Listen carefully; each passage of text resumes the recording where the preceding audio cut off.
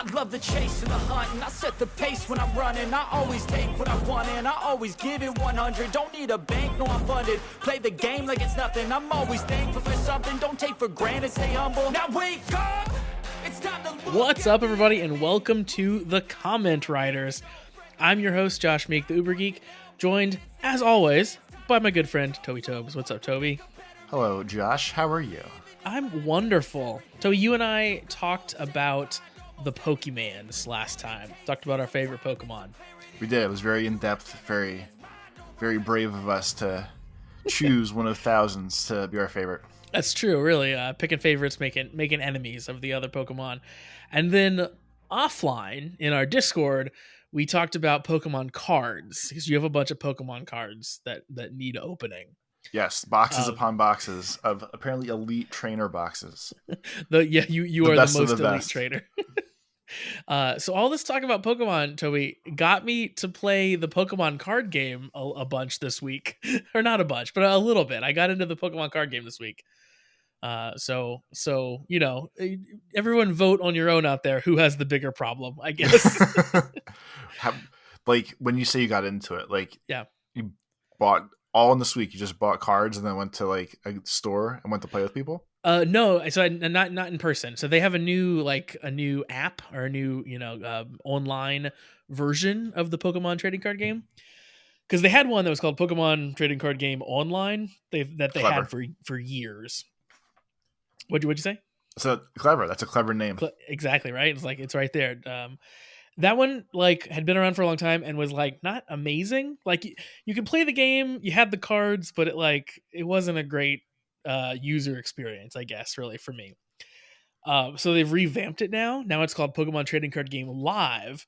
They've transitioned everything over into this new service, and it's in beta, but you can download it and play it. So I knew this was happening. So our conversations about it made me think I should go check out what that new version of the game is like. Because I hadn't touched Pokemon Trading Card Game Online for 4 or 5 years. It'd been a very long time. So it turns out the new app is very slick, very cool. Feels like an actual real modern video game. And is it some weird? Is it just weird, cardboard versions of the cards, or is it actually yeah, so see the real you Pokemon, see, or no, you just see pictures of the cards.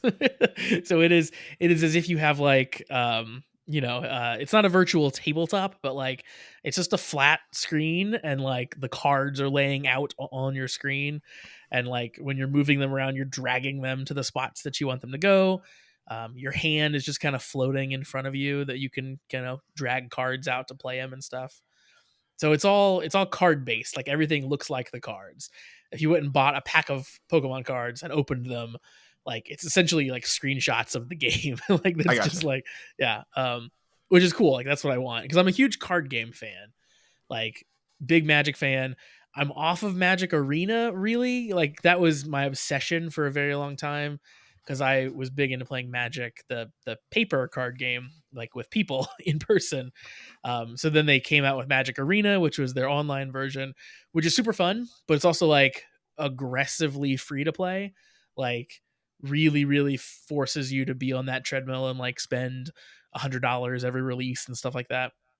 I mean, but if you probably do it anyway, so well, you specifically, you probably do it anyway. So I feel it probably would have evened out for you. Well, but the shitty thing, especially with Magic, is buying cards in paper don't give you any benefit on the online game. So if I was already going to buy $100 worth of cards in paper, the actual physical cards, that reaped no benefits in Magic Arena. So I would have had to then spend $100 on Magic Arena separately. So it was just an additional expenditure with Arena. And then two, Magic Arena, that's just a money dump, right? It's not I can sell my cards to anyone when I get out of the game like I can with the paper card game. We could sell your account. See, you're not thinking 4D enough. You could sell your account. It would be against the terms of service, but I could technically, sell my account. Well, they wouldn't know. Josh, I mean, you're not going to sit there and call John Magic and be like, hey guys, just so you know, I'm going to sell my account later this afternoon. How did you know his name was John Magic? It's pretty decent. Not just me selling it, but my name. So, You should guys have can doxed me, bro. If you can flag my account, I would appreciate it. There are like automatic ways to do that, right? Like IP addresses change. Like you're not from Brazil. What's going on here?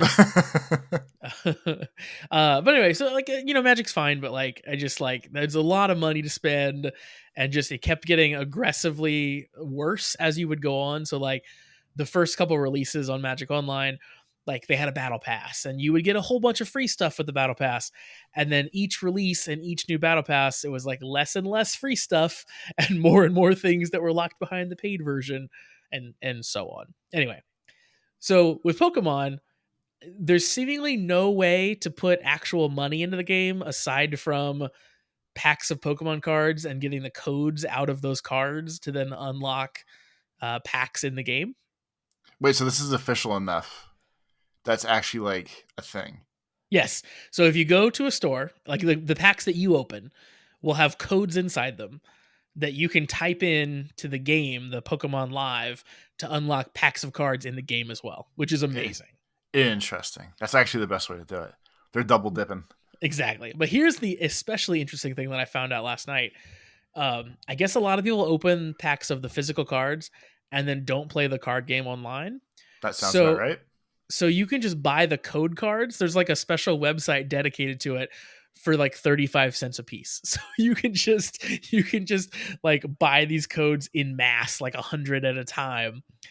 So then you can just unlock 100 packs of cards in the card game for like a tiny fraction of what a booster pack would cost you in real life. Is it from people selling their codes, or is it just like they generate the codes for the game?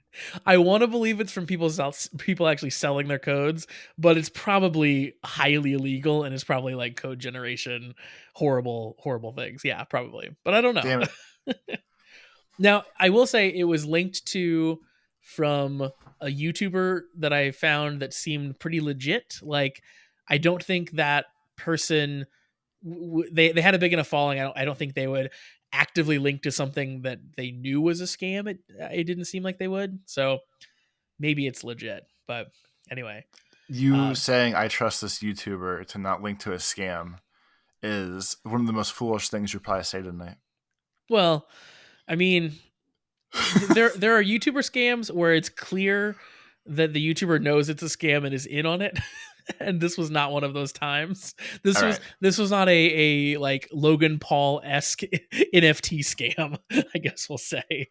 So if a scam is happening, it's I think more of a ruse than one of those. But all right, anyway. I'll give this random YouTube person a pass then. My whole point, Toby, is we should get way into the Pokemon card game. No, I have to save my soul for Disney Arcana or whatever the hell it's called. So much better than Disney Lorcana. Disney Lorcana, listen, the rules for Disney Lorcana came out. Like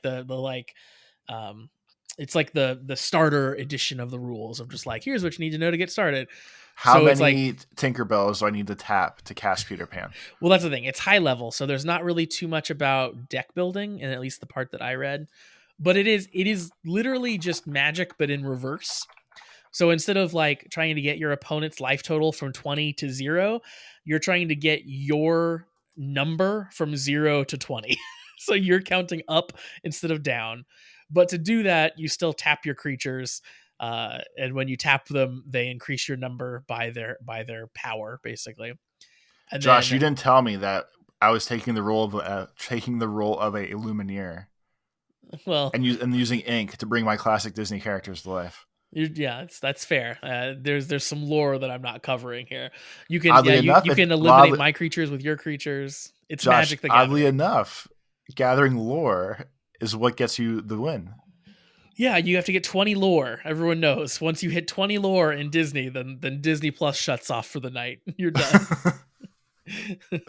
I've watched Steamboat Willie 20 times in a row, so I guess that means I should go to bed now. I've won. The game seems very basic, like which is intentional, I'm sure. Like one, that's something they can build on as releases come out.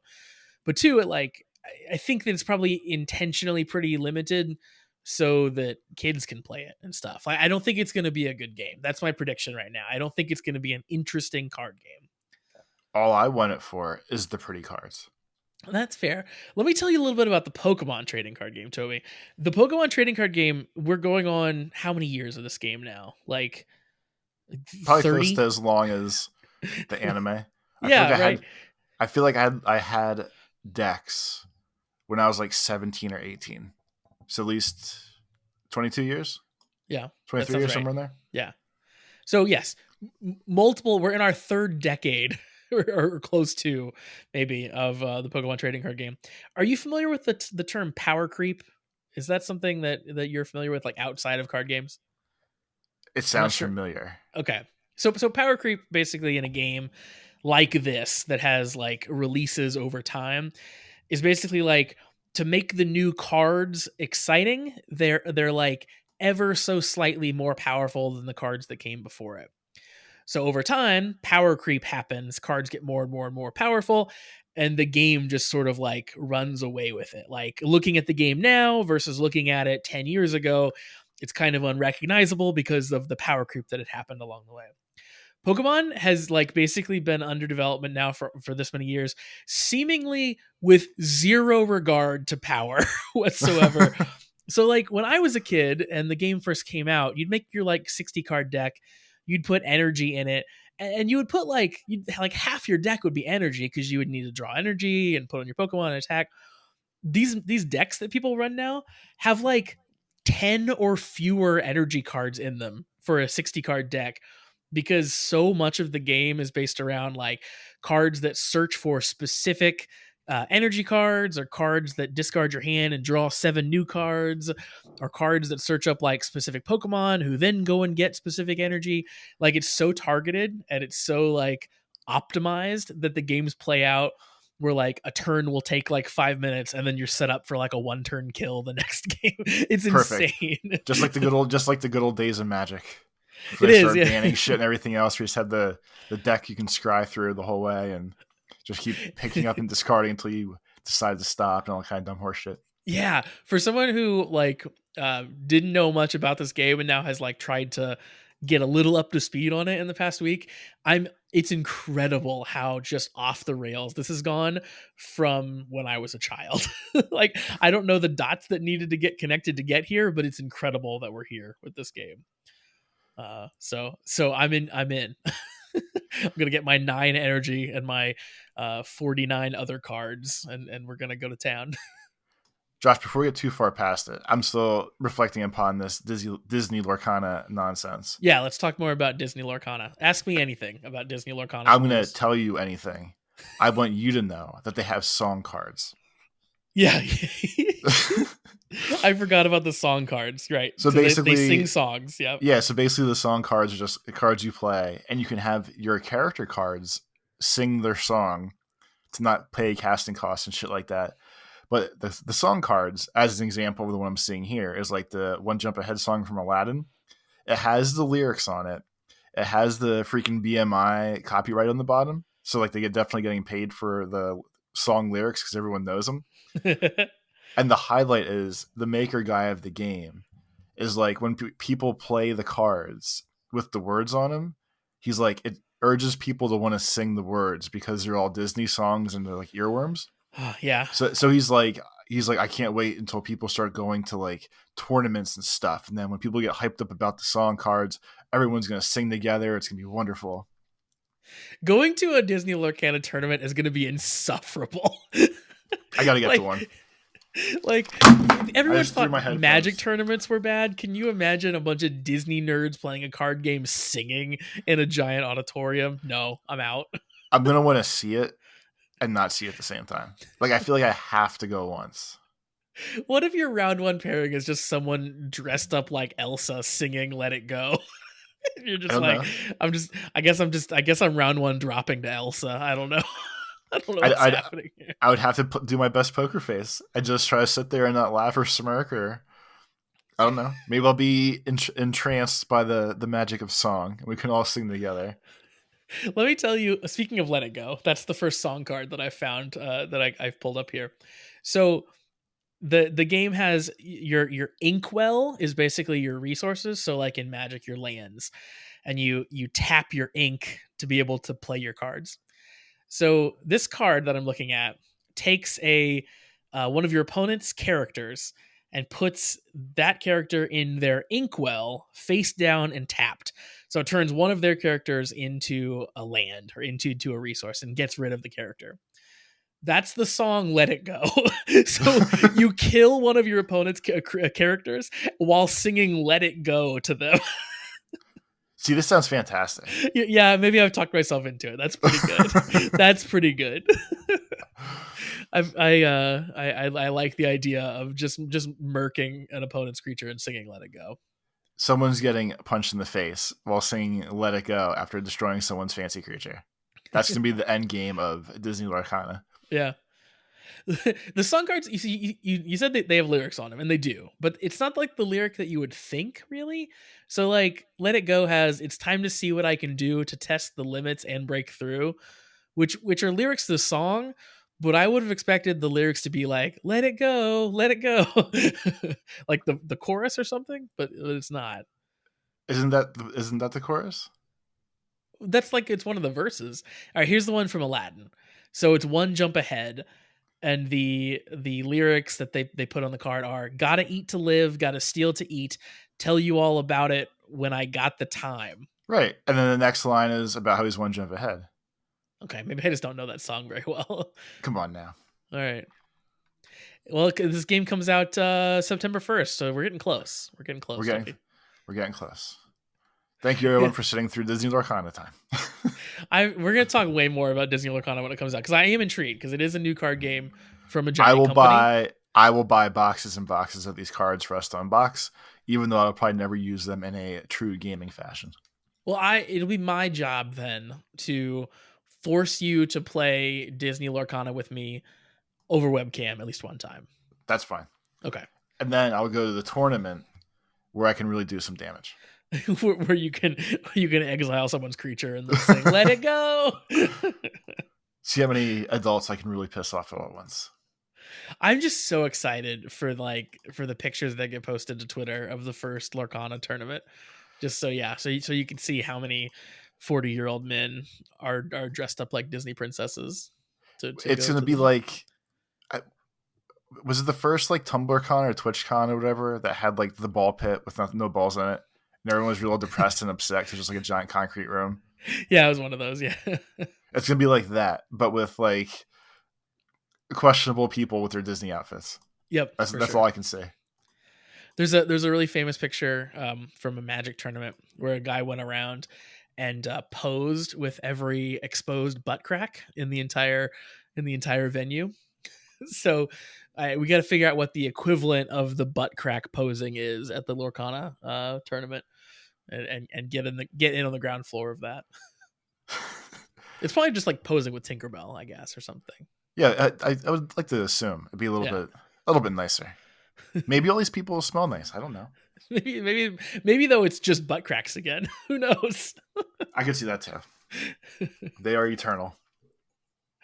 Oh, Toby, we've got some emails this week. Speaking of butt cracks, we got some emails. Let's go. Speaking of butt cracks, let's get an email from cheek number 1, our good buddy Kieran. I'm sorry I called you a butt cheek, Kieran, but it was right there. I'm not sorry that he is. I think it's hilarious. Kieran starts off by saying, "How much is $3 in GBP? Just so I know exactly how much I'm throwing away here." So Kieran signed up for our Patreon and is a little confused about the currency conversion. So we might be costing Kieran quite a lot of money in this conversion. I'm not sure. 371. Wait. Okay. There you go. No, he has it better off. How's it work? He's getting. I don't know. Are we getting screwed out of this? How's this work out, Toby? Are we getting taken for a ride here? We might be.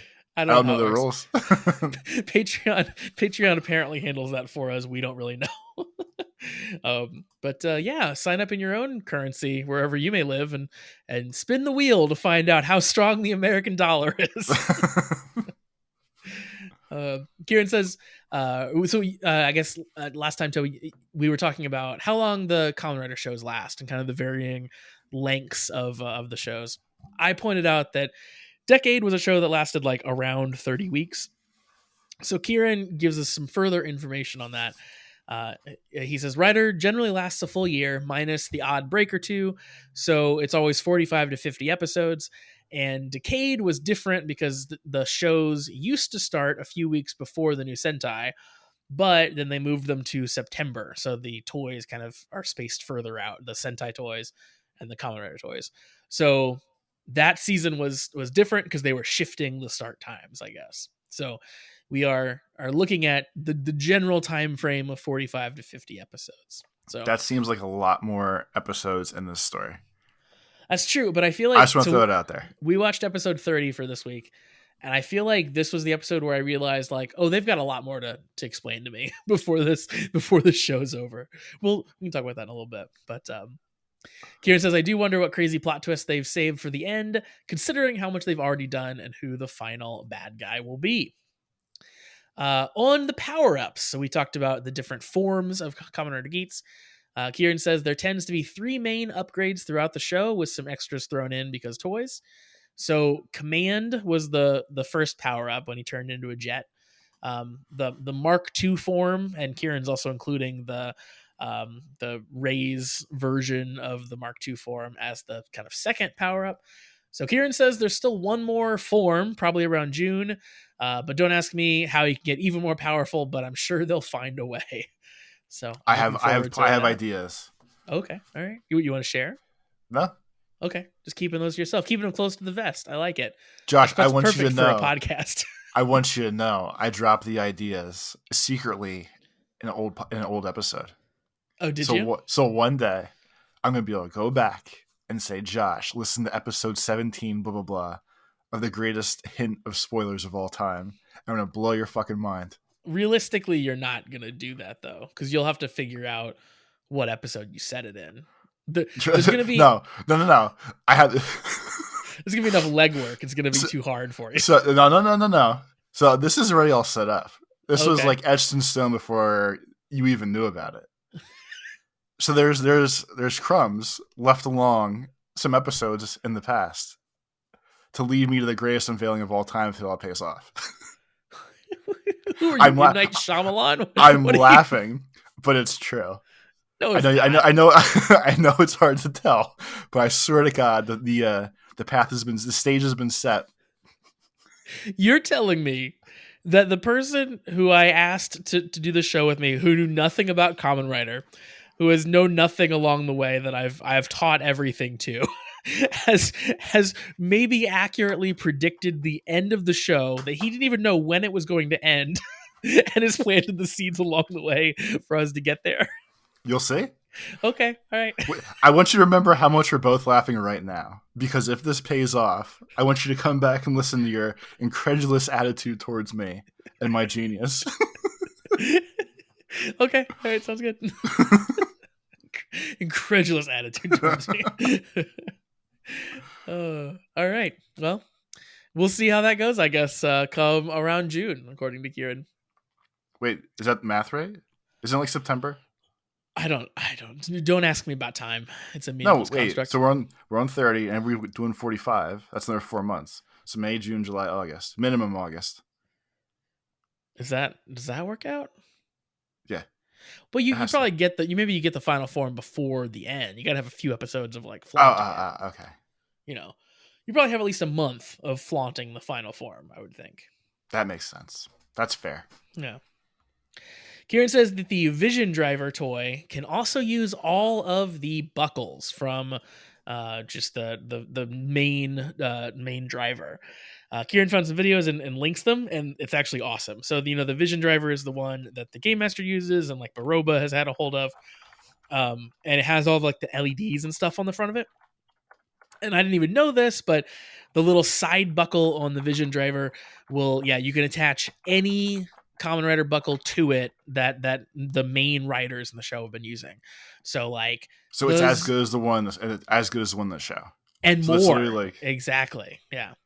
So you can attach a Zombie to it, you can attach the Beat buckle to it, Monster to it, Boost, Magnum, any of those can be attached to it. So Kieran links some videos to show what it does when you attach each of those to it. It's very cool. So it's got a pretty limited LED screen on it, but they do a really good job of making the LEDs form like the face of the buckle as they put it on, and like it says the name of the buckle each time. And it even has the Christmas one built into it. So when you put the Christmas buckle on, it makes the LEDs form the face of Santa Claus. And it goes, Merry Christmas. That's pretty fancy. Yeah, but it's super fun watching it go through all the forms and stuff. So very cool. And like, yeah, I'm genuinely impressed that they programmed the visuals alongside of just the sounds. Like the sounds for sure I would have expected, but that they have like mostly custom visuals for each of them is pretty neat. So yeah, very cool. Thanks for sharing that, Kieran. Kieran also warned me not to watch past the Christmas buckle because that would be spoilers for potential future forms. So I stopped the video when I was told to stop the video. That's very nice of all you. Everyone's listening and getting along very well tonight. Yeah, I appreciate the spoiler warning. Then Toby, we have an email from our friend Charlie from Texas. Yeah.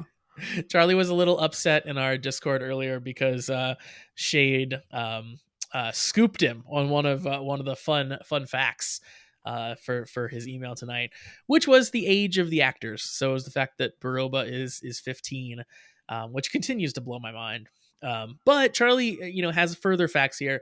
Baroba is 15, but apparently Buffa's dead friend, who had been featured recently in episodes, is actually only 16, which also blows my mind. It's also it's all little kids. We're basically just watching all children run around like pretending, fools. Pretending like they're going to murder each other.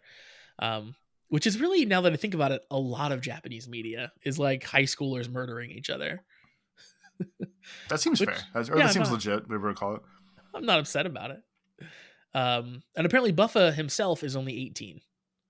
So like the character Geats is 21, but oldest then, right? God, I guess. Yeah, as someone who's been through college.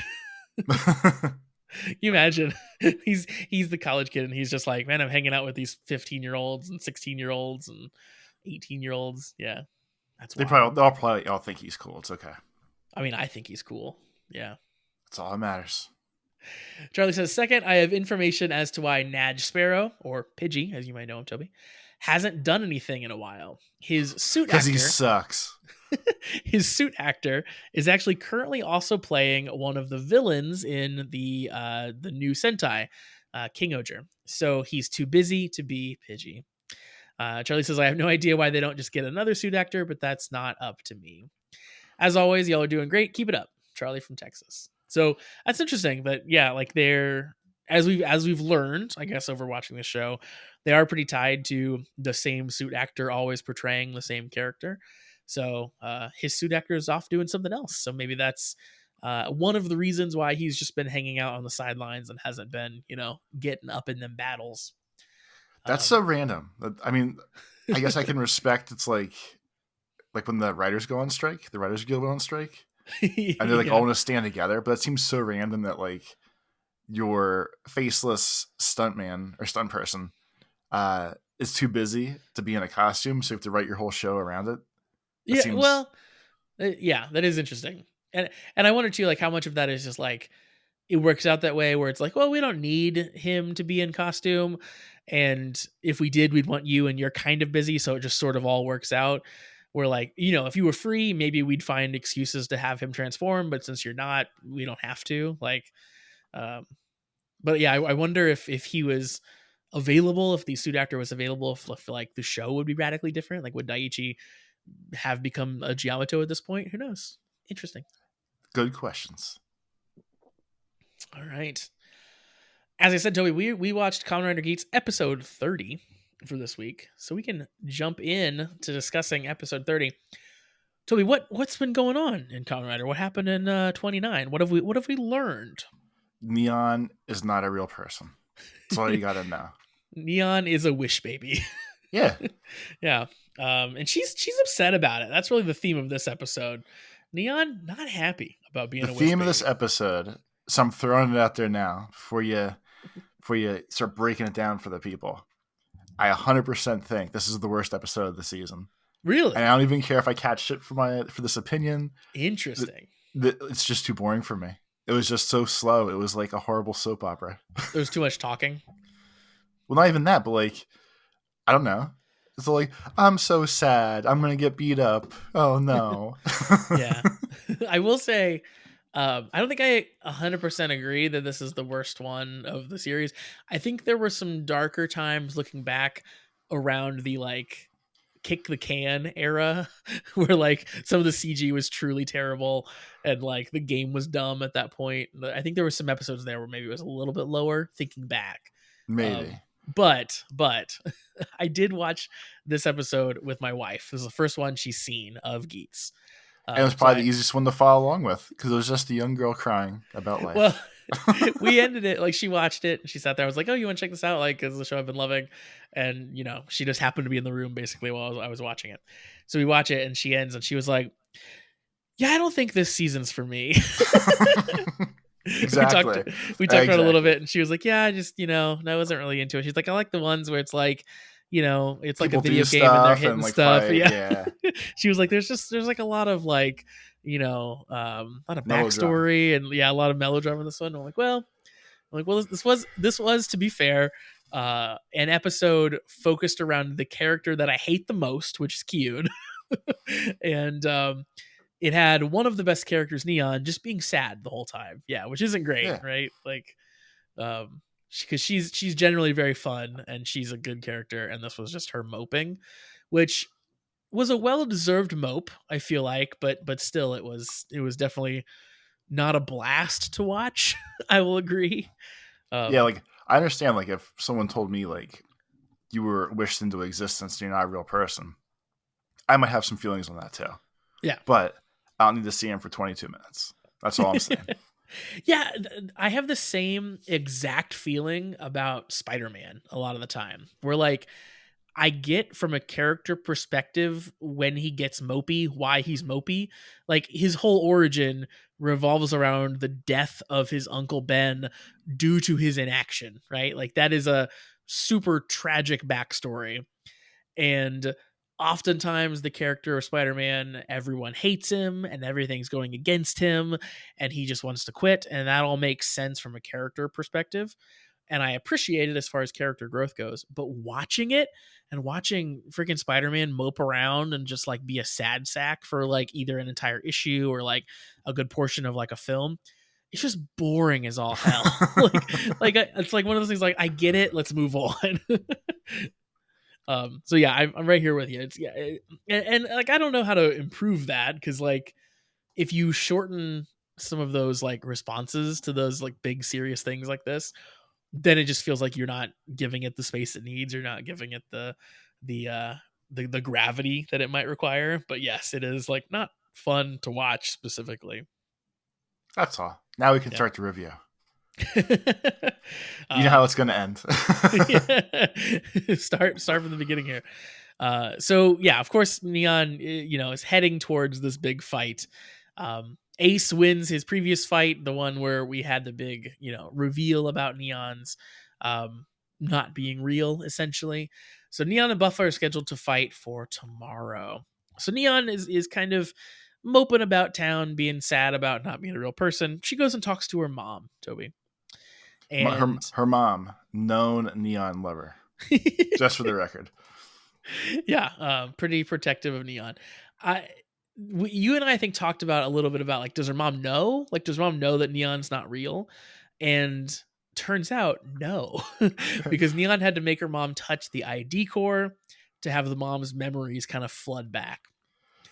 This scene cracked me up because she's like, "Oh, Kari is my daughter." She thinks about it for a minute, and then she goes like, "Who the heck are you? Like, what is this?" I was like, "Well, you might not. You might remember that Akari is real, but like you also would remember the last 11 years of living with Neon too, right? Like, well, yeah, like they kind of like jump back and forth on it.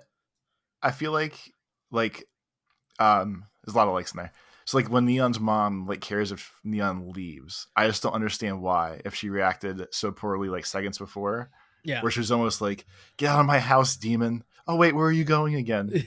yeah. I guess in her defense, like her initial shock is like, "Who are you? I don't, what are you? I'm scared of you." Almost. She does, I think, realize like, okay, you're still a kid who needs protecting. Like, so she does try to stop her You are from the child leaving. I raised for the past 11 years. Exactly. Like, you're still my kid.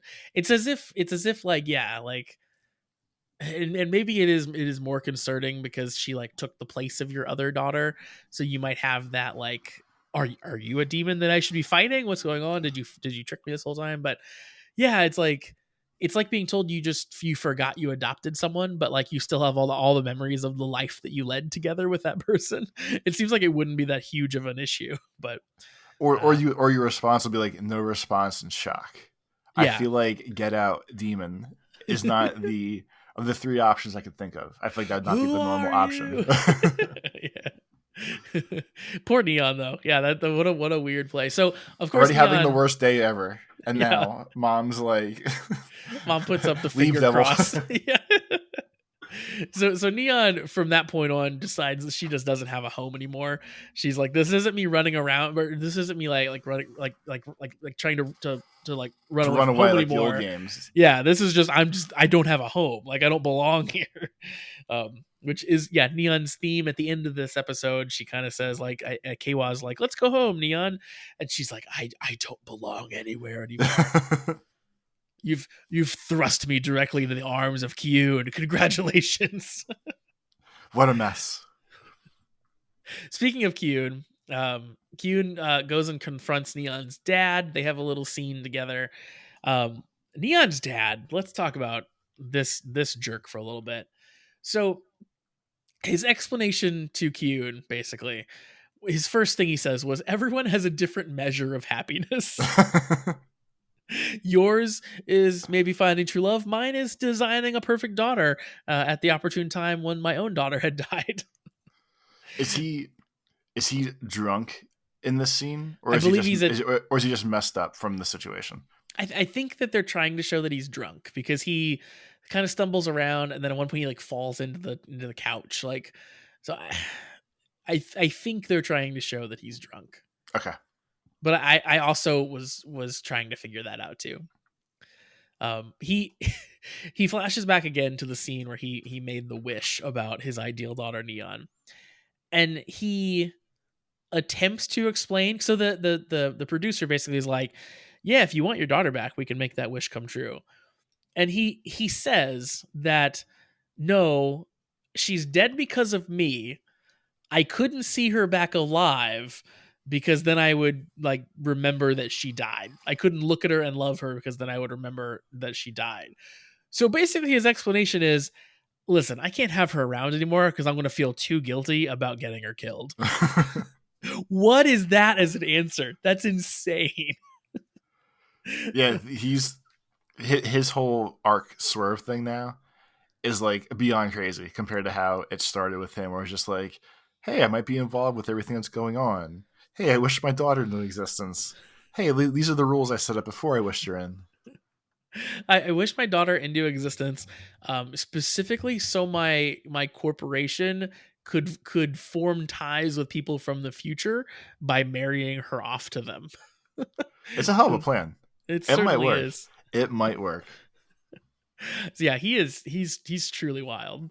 I can't get over him. We also find out, of course, that the game master did know about Neon.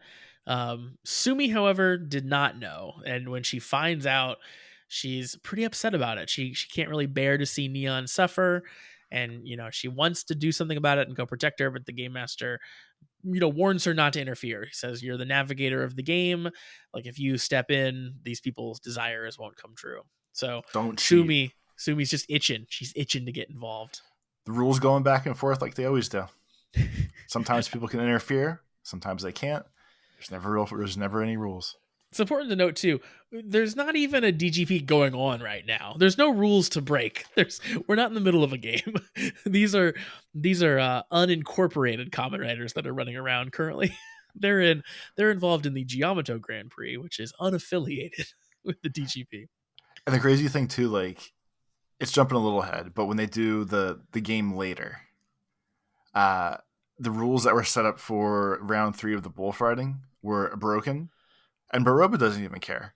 And No. of all people, like, just one time, can one of these Grand Prix decide that like we set up these rules for a reason and just have one person follow them? That's all I'm asking for. Just one person. Yeah, because of course, like in that one, Kyun gets involved, the supporter gets involved and directly fights.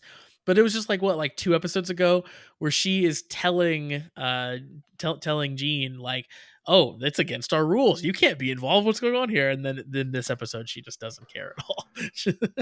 That's been the show's whole problem the whole time. Yeah. They say there's rules for things, but there really is not. It's really just kind of make it up as we go. Ace goes and talks to Kyun. So a lot of this episode, as you're hearing, of course, revolves around Kyun and how he's going to handle Neon and her sadness. So Ace goes and talks to him. Ace, of course, cares a lot about Neon. And Ace kind of really gives Kyun a talking to here. He basically yells at him for kind of sitting and watching while Neon is suffering. He tells him like, listen, it doesn't matter what you say or what you write down in your letters. Like you're still here to get the, 3.5D experience of our emotions. And basically Ace's whole speech is like, we're humans. We're not just here for your own enjoyment. So if you're not going to do anything, then go home. Which is basically the same one he gave to Jean too. Yeah, exactly. Yeah, that's really becoming the focal point of the interaction with these supporters. Which I think gets him hyped. It is. It worked so well in Jean, he just ran that speech back again. But yeah, I like that it's come to that now with both the supporters, but like for very different reasons, I guess, and from kind of different angles. But we cut back to Neon, of course. She is now ready to go fight. She's downtown. She gets kind of captured while she's looking in a mirror to think about her sister that she replaced. And she gets whisked away to the arena. Ace tries to enter the arena, but is stopped by Buffa. So Buffa was supposed to be competing in this particular battle, but because he and Baroba, kind of don't see eye to eye anymore, he got replaced. So Ace during this confrontation compares Buffa to Baroba, and Buffa takes like major offense to that. Yeah, because like obviously Ace doesn't know, but Buffa does not seem to like her at all at this point, and just he says that none of this would be happening if it wasn't for the DGP, and basically it says that all of this is caused by human ego. So Buffa explaining that makes Ace gives him a look basically of just like, oh, I get you now. Like he kind of tells him like, okay, I understand where you're coming from. I get what you're, I get your resolve essentially at this point. It all made sense.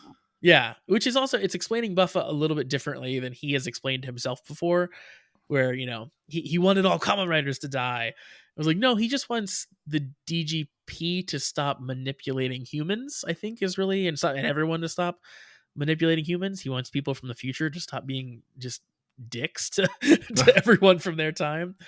So I think finally Ace maybe realized that and realized that like there's more to Buffa and his desires than just suffering.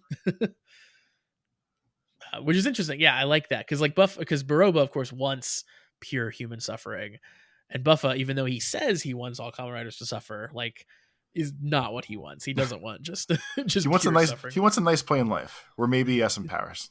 Yeah, exactly. Maybe he's a little bit of a plant boy. Who knows? Neon starts getting beaten up while this is happening. Daiichi is telling Keiwa that a Kamen Rider's strength is drawn from their desire for happiness. So that's why Neon is just getting wailed on upstairs. Because her armor gets broke. She just like shatters. Yeah. Which was actually like a kind of cool fight effect thing. Also, speaking of this fight with her, we joke about a lot the amount to which injuries are not represented on the Kamen Rider. So like, oh my god, like they're have to get first aid, they almost died, and they have like a tiny little bit of blood on their face. Like Neon gets pretty bloody here. Like Neon's actually jacked up this time. Yes, she gets pretty messed up. I was actually shocked at the end how much blood was on her face when they do a close up at one point. I was like, oh wow, you guys really busted out the movie monster makeup for this one, which tells me that Neon was definitely nearly dead. There's the extra like smudge of side of the mouth blood. That told you all you Yep. need to know. It was, I think it was the cheek blood that really pushed me over the edge because it's like thick and goopy. if Yeah, you and you're go not back used and to look seeing at it it, in general, where it's like, oh my god, this is so much. yeah, like, oh, I can see some like flesh in there mixed in and stuff. It's a little gross. But of course, as you said, Neon, she kind of gets knocked down. She gets dehensioned. Her armor explodes, and just as she's kind of about to get destroyed, the monster that she's fighting kind of gets hit and gets encased in a shield. And then who shows up behind her but Kyun. He's come um, basically to her rescue, I guess. But before that, he's got a speech to give, Toby. It's a big. He even wrote it down because he doesn't know how to use his words properly in front of her. He has to write down his love, Yep. and write down his love. He did. I did like that he starts out by saying that like he too is a person of design. So that was a very cool way to link what Neon's going through with the supporters of like, hey, we're from the future, everything is predetermined, everything about me is designed, and like the exact same thing that Neon has found out about herself. I liked that point. But then as you said, he reads his letter. His He letter tears it up. He's so hyped and motivated. Where he's like, exactly. I don't need to read my words anymore. I'll just tell you stuff. Tearing his letter up is like is when he fully goes like Super Saiyan essentially. Like that's the thing that pushes him over the edge. His letter coincidentally basically talked about that he learned that he can be unhappy when other people are unhappy too, meaning he realized he has empathy. That's big. Yeah. And then as you said, ripped up his letter, and he learned that people can make their own happiness, and that's why he's gonna help her. So he gives her the boost buckle, and he henshins himself into his kind of big dog cat bird thing that he is. He's some sort of four-legged Zord. It's like a I can't griffin of tell. some kind. Yeah. Yeah, but it's just hard to tell what kind of, I guess we'll call it animal he is, or if it's just like a weird, like it looks like a Maui statue, like the Easter Island face on A little bit, yeah. dog legs. It's interesting. I don't know if I like it or not, but it's interesting. The second that he transformed, I was like, oh, she's going to ride him, right? Like, she's for sure going to ride on him. And then lo and behold, she hops on, and there's this awesome, like, jousting scene where she runs at the giant snake monster, just like they stab it with the jousty thing while she's riding atop Kyun. That was pretty cool. I liked that a lot. For something that's only going to happen once and we're not going to have to see it over and over again every episode, I thought that was like a pretty cool way to combine the two of them fighting together. Yeah, it'll probably definitely be a one-time thing, like you said. Yeah, maybe once more tops, and like the season finale when everyone has to when everyone has to like power up together. They might have to do like a Megazord move and everyone attached and God knows that what would be else. cool. That would be cool. So of course Neon wins with this. We talked about Kea. We talked about the fact that Keiwa offers to walk her home, and of course she has no home now. But Kyun's still helping her kind of walk out the door. So my big wonder after this episode was like, okay, so is this like Gene kind of like left once he sort of got his big moment in the sun, right? He had to leave and go find his own happiness. Kyun kind of had one of those moments here today. Does he stick around? Is he going to still hang out and like watch Neon on TV, or is he going off to make his own happiness now? Do you think we see more of him?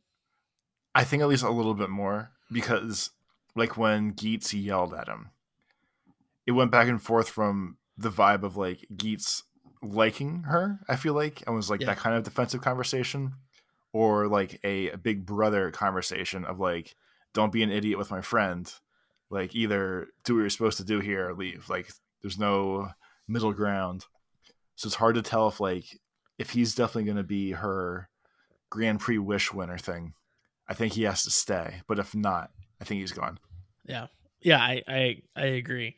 It'd be interesting to see, like we've sort of learned over the past few episodes, like Neon's wish about true love isn't really, it's not necessarily about a boyfriend. Maybe like we've learned sort of since the I'm breaking her name, Lopo, since that whole thing, we've learned sort of like Neon's wish is kind of maybe more about family really than anything, and like wanting the love of the family that she didn't really have growing up necessarily. And now that we know she's all fake, it kind of puts a puts a whole different spin on finding true love and having that like love of a family. So like And you could spin it both ways, where it could still be about a boyfriend type thing, or it could be about family. But it'll be interesting to see whether Kyun, gets to swoop in and be like sort of the rebound guy on this whole like, you're really sad and this was a real bummer for you thing. and now it also sets up the fact that she doesn't have to win the DGP if she's wishing for familial love, because then like Kwa can win and his goofy wish comes true, and she'll go, Yeah. "It's okay that I didn't win because I found you guys after all, and you guys are my family now, and I'm still a winner even though I lost," and all that shit. Yeah, So it's, I it's think perfectly setting up for it now.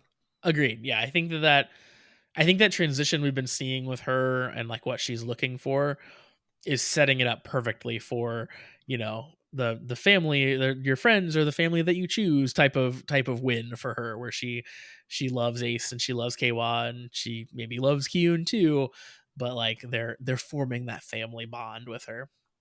But you pointed out it was interesting for sure, Ace's approach to talking to Kyun, which he had never really confronted Kyun before this, where he went in real hot.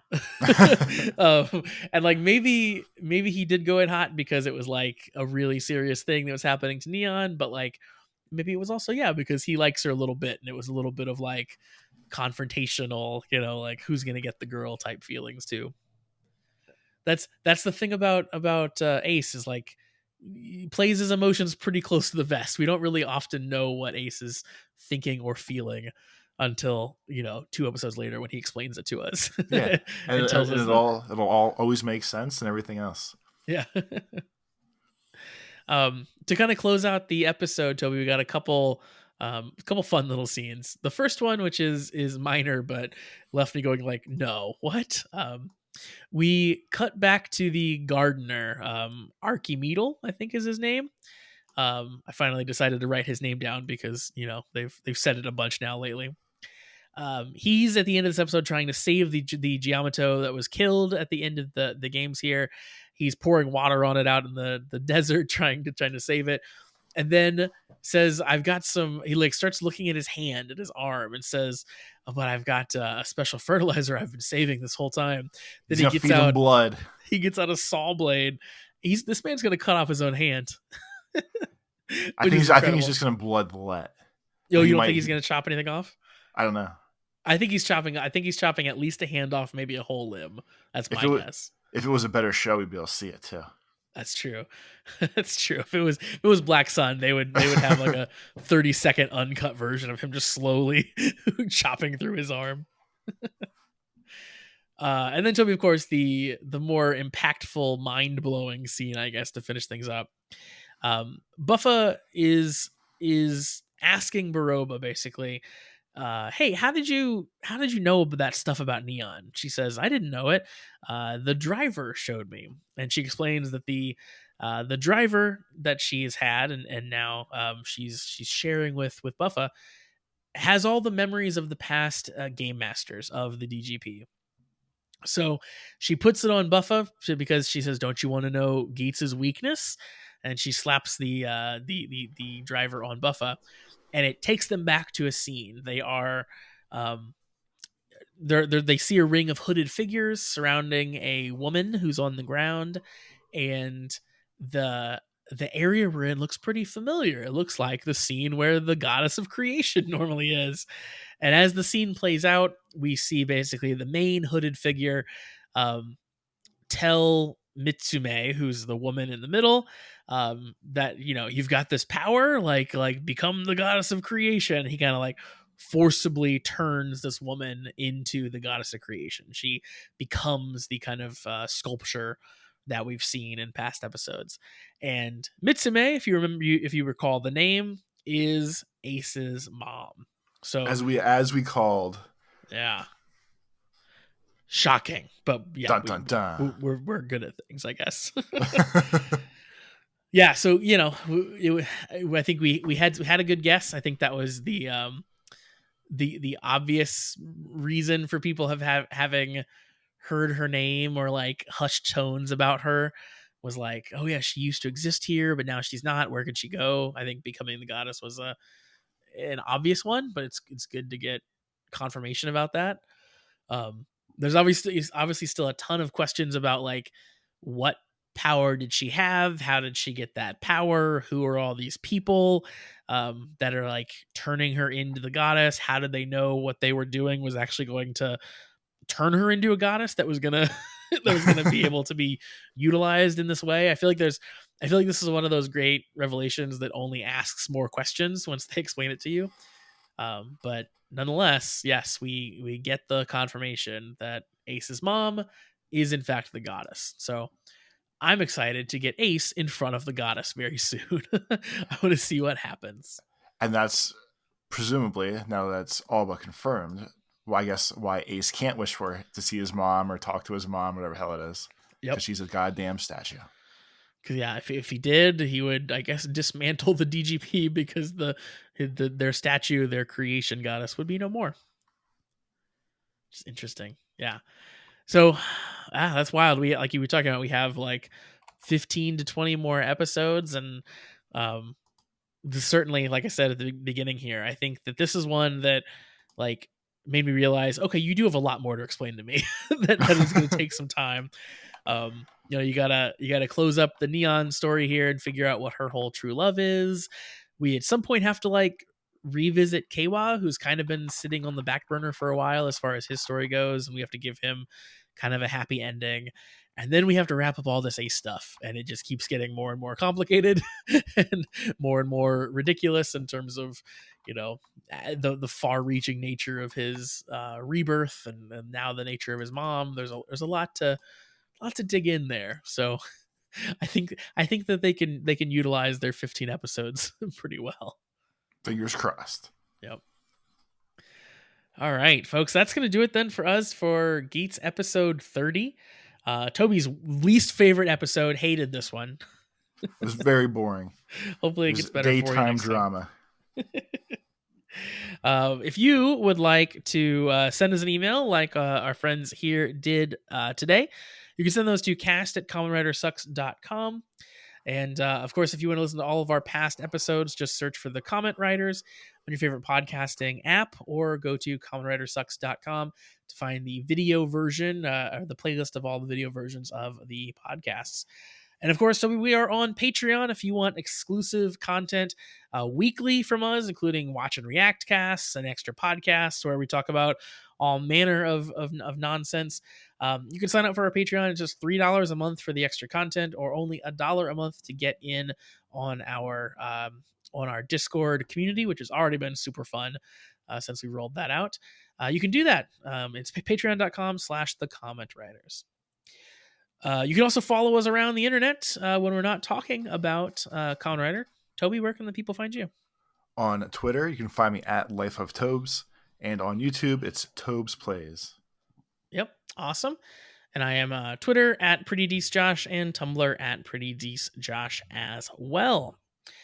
So again, that's going to do it for us for episode 30. We'll be back next time for 31. We are pretty much all caught up now, which is super exciting. So you guys don't have to hide spoilers from us quite as much as you've been doing. So thanks for bearing with us on that. So we'll be back next time for 31. Until then, have a great week, everybody. Peace. I'm taking shots at the enemy. I'm gonna make it to the top, leave a legacy. If I got something to say, you better let me speak. Turn it up a new degree, bitch, you ain't seen anything. I pop off with the new rock, electronic, blow the sonic roof off. I'm too honest when I take a few shots.